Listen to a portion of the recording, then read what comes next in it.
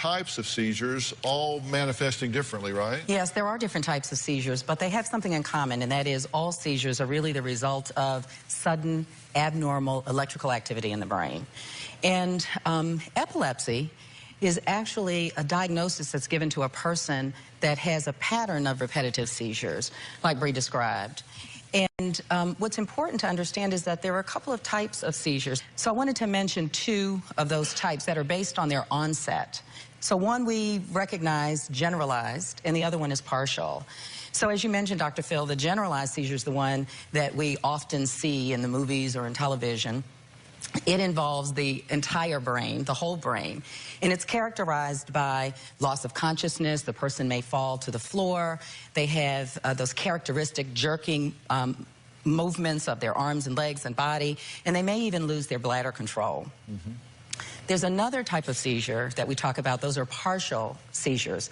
Their onset is related to a part of the brain, partial.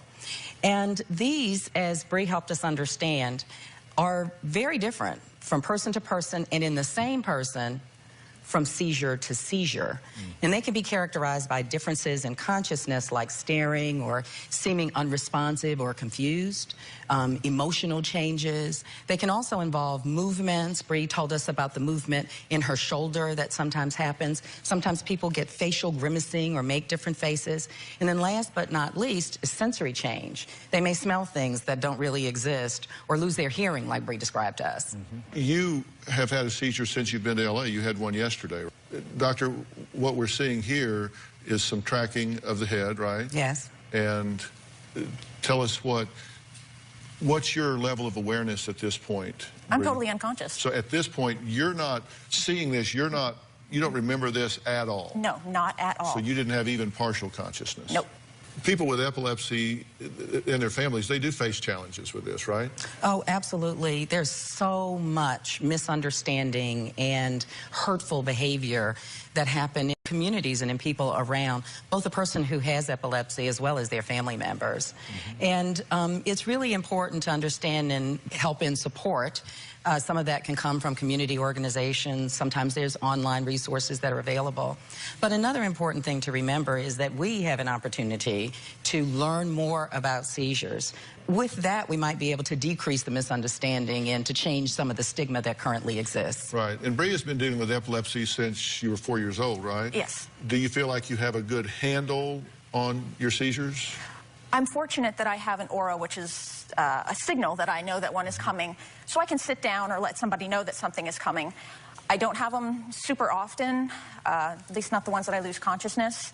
But then again, my seizures are changing right now, and I don't know if that's uncommon or not. And your question is this something you should be concerned about? Yes. Should you get another evaluation? A lot of things can actually change the level of control of seizures. Stress is one that can really have an impact. Other health disorders can have an impact on seizures. And then add to that things like changes in sleep pattern, travel, changes in levels of activity during the day. Hormonal levels can change, food, medications. Do you get it checked frequently? Do you have a tracking?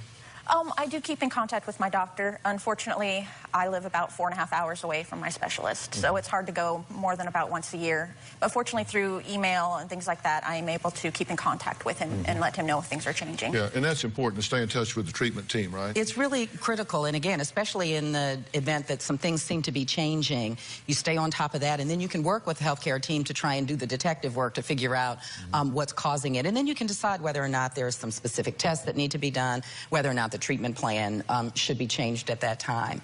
So, you know, there's so much that's going on in the area of epilepsy now.